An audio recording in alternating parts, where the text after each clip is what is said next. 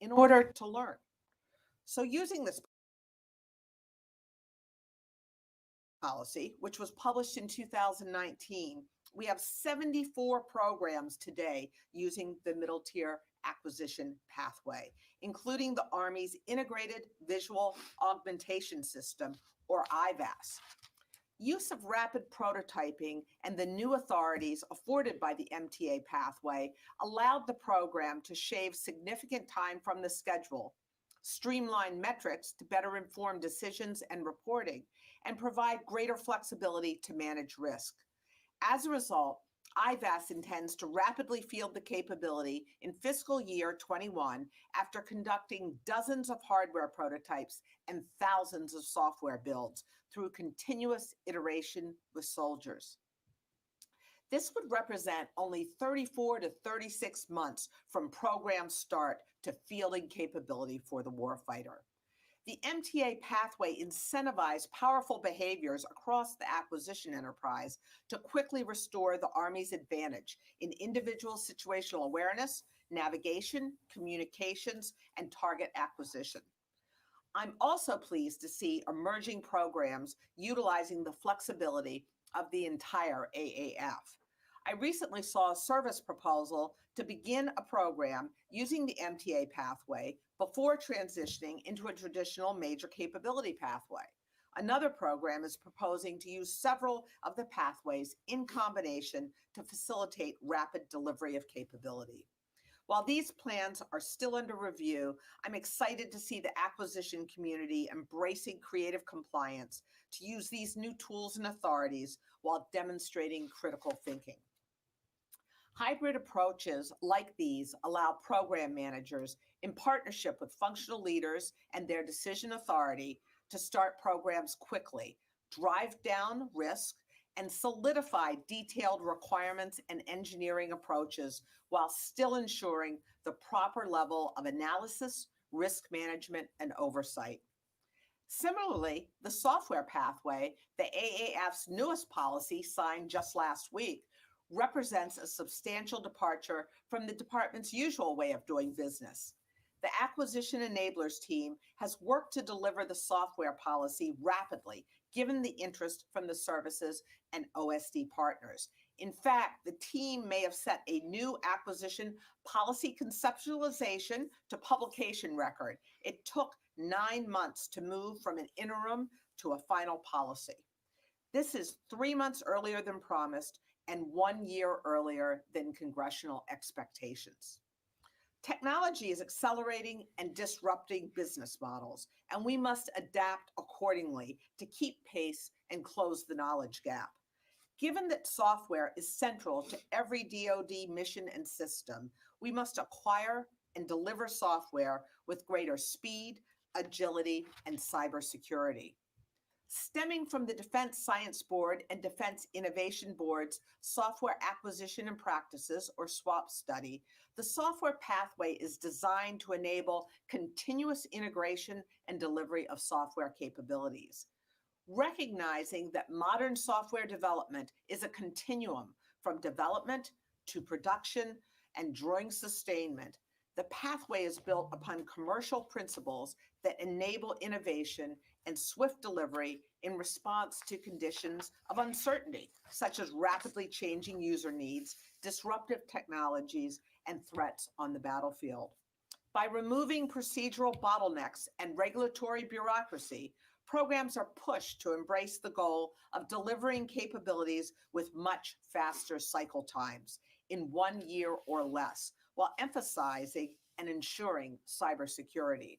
A great example of this is the Air Force's Ground-Based Strategic Deterrent, or GBSD, a critical program requiring uncompromised security, dependability, and 24/7 availability. Coupled with digital engineering to support unprecedented speed and clarity during industry reviews, the program is leveraging modern, iterative development practices like Agile and Development, Security, and Operations, or DevSecOps methodologies. GBSD's DevSecOps enterprise services and infrastructure support mission requirements while streamlining the acquisition process and have allowed the program to gain accreditation and begin early development with industry in less than 4 months. The Navy's Compile to Combat in 24 Hours, or C2C24, is also employing DevSecOps and other modern software practices to move towards rapid capability insertion with speed, scale, and rigor.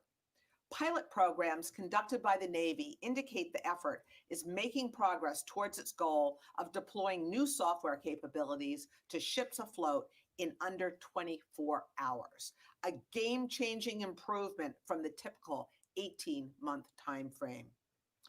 In addition to each of the AAF's pathways, it's also important to highlight that the 5000 series redesign includes DoD instructions for overarching functional areas, such as intellectual property, product support, and cybersecurity.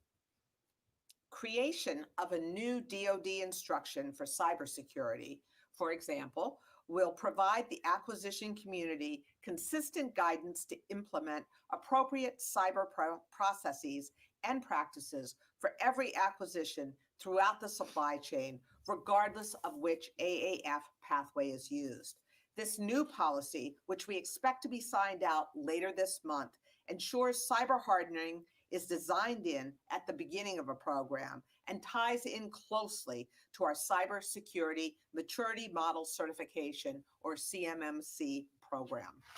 Similarly, under Bob Beeler's leadership, creation of the test and evaluation instruction is game-changing. It encourages better coordination and integration between developmental and operational testing, resulting in cost savings and accelerated test programs. In conjunction with the AAF pathways, these functional area policies ensure delivered systems are sustainable, upgradable, affordable, exportable, and secure throughout the entire life cycle. These functional area policies are available on our Acquisition Enablers website. So what's next in this acquisition innovation effort? From the onset, the AAF was designed to be a living document to provide our defense acquisition system an adaptable, responsive foundation capable of satisfying emerging requirements. We are focused on ensuring we provide the right tools to deliver end-to-end operational capability, and we are exploring the creation of additional acquisition pathways to address unique systems. For example, the department is working with the Space Force to determine whether there are any tools missing and is committed to developing a tailored space vehicle pathway if needed. Additionally, restructuring policy and governance is only one piece of the puzzle. We continue to drive hard along each of our other acquisition lines of effort, contracting at the speed of relevance, strengthening and securing our defense industrial base, and effectively training our acquisition workforce. When it comes to our tremendous acquisition professionals, I'd like to highlight the launching of our Back to Basics initiative, the first major reform of the Defense Acquisition Workforce Management Framework in nearly 3 decades. Like the AAF, we are pivoting from a one-size-fits-all certification construct to a component and workforce-centric, tailorable, continuous learning construct. By streamlining the structure of the workforce into 6 functional areas, this shift to modern talent management will empower the workforce for success today and in the future. In closing, we still have work to do, but I couldn't be more proud of the momentum we've generated. I want to thank you for the opportunity to discuss these milestones with you and their impact on the way the department acquires and delivers capability to our warfighters. With that, Kevin, Stacy, and I welcome your questions. Thank you. All right, let's go to the phones first. Tony Capaccio of Bloomberg. Hi, Ms. Lord. Thanks for the update. I have a question on how the new acquisition adaptive strategy will apply to the Navy's Battle Force 2045 goal that the Secretary laid out yesterday.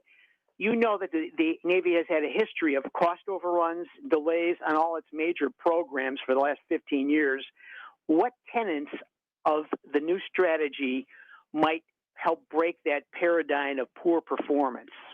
Let me make just a couple comments, Tony, and then I'll turn it over to Kevin and Stacy. I think, as you know, the Navy was a big part of designing this AAF. They also have many low volume, high complexity, high cost ships that they develop, ships and subs. So we're looking at potential pathways to address these very issues. What we want to do is make sure that we give the Navy flexibility to be able to design contracts that incentivize the behavior from our industry partners that we need to deliver capability rapidly, but compliantly with all of our requirements. With that, I'll hand over to Kevin and Stacy. Yeah, I would add a few things, right? First and foremost is part of Ms. Lord's creative compliance is also focused on basically having acquisition data and data-informed decisions, right? So part and partial to everything we're doing, basically right now on all major acquisition programs, we report to the deputy every month on the status of all the programs and to the secretary every 6 weeks, right? And so that gives you real-time data to show where the status of the program is. In addition to that, to the programs like Columbia, right, that Ms. Lord is still the milestone decision authority, she has semi-annual reviews of those programs, which the focus is on data. Right. So, Tony, to answer your question, as part of that process, we continue to ask, we're thinking the adaptive framework really is adaptive, that you can tailor it for specific capabilities you're doing. And how do we focus on data-driven decisions so we have the data? As you know, all the decisions we make are focused on when do I need the data to make the decision I'm making. So we have that construct around the adaptive framework, and we are talking with the Navy. Are there things, because shipbuilding is unique, right? It's an 8-year development process for an individual boat. Are there things that aren't covered in the adaptive framework that we're continuing to have those dialogues? Great. That's good. All right. Okay. Qasim, do you have a question? Thank you very much for doing this, Ms. Lord. You emphasized the national defense strategy's importance in framing this AAF. And one of the lines of defense, national defense strategy, one of the lines of efforts in this strategy document is partnership, building partnership and strengthening alliances. So we have seen reports that some key members of the Congress, either individually or collectively, have quietly frozen all major arms sales to Turkey over the course of the last 2 years. Apart from the F-35 program and an S-400 crisis quagmire, Turkey has been a long-standing defense partner of the United States. Have you ever raised this issue with the congressional leaders in that respect? And are you concerned about it? We constantly talk with Congress about international relations, whether it be our supply base or exporting. And in fact, right now we have an effort under Secretary Esper that we call Defense Trade Modernization, where we are trying to, at the outset of programs, design in exportability. And we are also constantly looking at what we can release in terms of technology. So we do look at each of the AORs under the COCOMs, and we constantly evaluate what we will export and what we won't. So is it a concern for you that by doing this, the Congress is somehow pushing a partner away from the United States, or not? We constantly discuss the pros and cons of a lot of this. Your specific question is really a little bit more in the policy realm, and I defer to my policy colleagues for that. I look at how we can actually conduct an acquisition process to give our policymakers the most flexibility possible. Back to the phones. Let's go to Jackson of FedScoop. Hi, thank you. I wanted to follow up on the software pathway. Does this have any changes to the ATO process? And could you enumerate if there was any, what were the kind of biggest bottlenecks that this rewrite gets rid of and changes? Thank you. Well, I think for the second part of that, and I'll answer it, and then I'll hand it over to Kevin and Stacy for any other comments. The biggest bottleneck, the biggest challenge with modern software development is that it's a continuum from development to production and then sustainment, and it's really a virtuous cycle. Because of the way we receive our funds, we have very clearly marked money for each of those three activities. The biggest challenge is to get a single color of money, if you will, for software so that we can really do agile and DevSecOps and keep going. And Congress has really partnered with us to authorize a number of pathway projects that we're just getting going on with a single color of money to show how that's an enabler. In terms of ATOs, what we're doing is coupling these modern software development techniques with our migration to the cloud using common stacks in the cloud, which will do a number of things for us once it really enables security of the code that we are developing. But by using those common stacks, we also get automatic authorities to operate. So all of these things come together. But let me hand over to Stacy. Yeah, thank you for that question about the software pathway. So some of the important aspects of this policy include working very closely with the user community on an iterative basis, but it also moves to the left. So earlier in the program lifecycle, building in cybersecurity, building in developmental and operational test so that we are identifying in the build of our software applications, leveraging enterprise solutions and ability to more quickly get testing certification, your authority to operate from a cybersecurity perspective. And that's what enables us to deliver capability faster for the first time to the user, but also to provide updates that are cyber secure and meeting the exact needs of the user because they're involved upfront. Yeah, and I would just add, right, so in addition to what Ms. Lord said, right, so the software pathway is big on DevSecOps. By definition, DevSecOps, right, has security into the software. So one of the big efforts is how do we do better, as both of them said, in reciprocity when one organization gets an ATO, that we can give that to other programs. And then a big part of that, which is another thing that we're working on the early stages across the department, is the digital engineering piece, right? Where we have the information, as Ms. Lord said, in the cloud, so we have the right data that will allow us to better get to an ATO as the data is developed, especially in the software arena. All right, let's get in one more question here. Sarah Friedman from Inside Cybersecurity, did you have one? Yes. This is related to cybersecurity framework that you're going to be putting out with CMMC. Can you provide any detail on how that will be tied to the CMMC program, and will it be based on the controls or the maturity levels?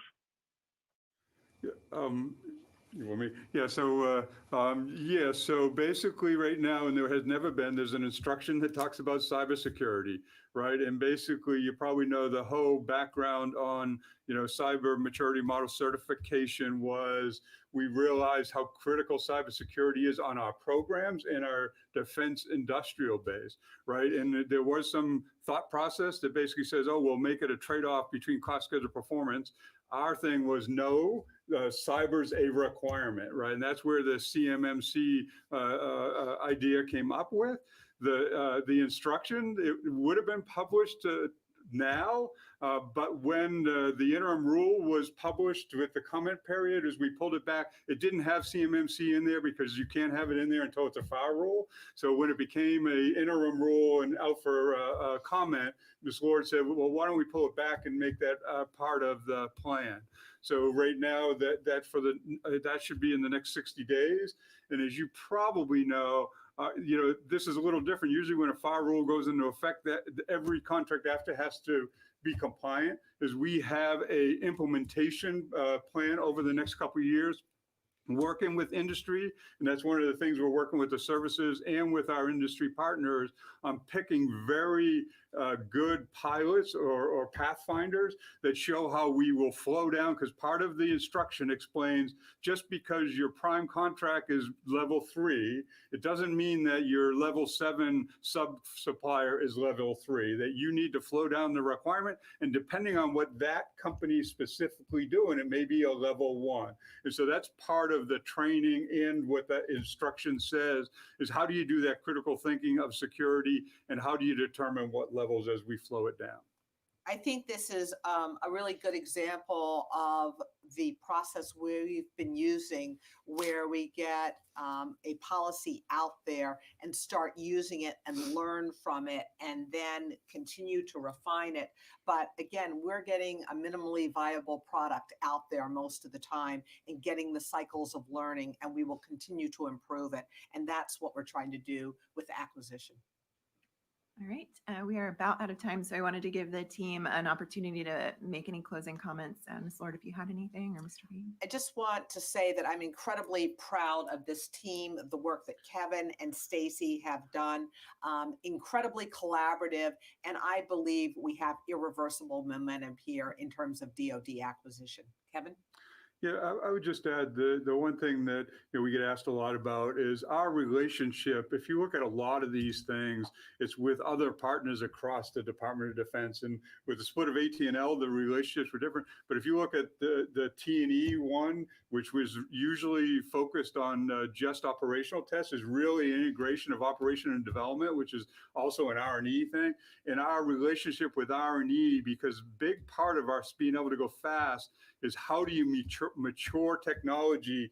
Not only the technology is mature, but it's focused on the capability that we want to deliver. And I would tell you, hypersonics is the poster child on how A&S and R&E is supposed to work, that we're all in that together using the pathways. Even in S&T, we're thinking about the capability, not the technology maturation only. So I think that's a big part of it, is working with the other members, the CAPE, the comptroller, they all have been part of making this a reality. Absolutely. Stacy? The one thing I would say is that the publishing of these policies does not represent the end of an effort, but the beginning of an effort. And we are going to continue to work with program teams, program managers, and their teams to look at the policy that we've published, learn from them, and then incorporate improvements that we hear from the teams around the country, incorporate them in as lessons learned, so that we can make this policy even better and continue to deliver to the warfighter at the speed of relevance. All right, thank you, everybody. I appreciate your time, and we will see you soon. Thank you.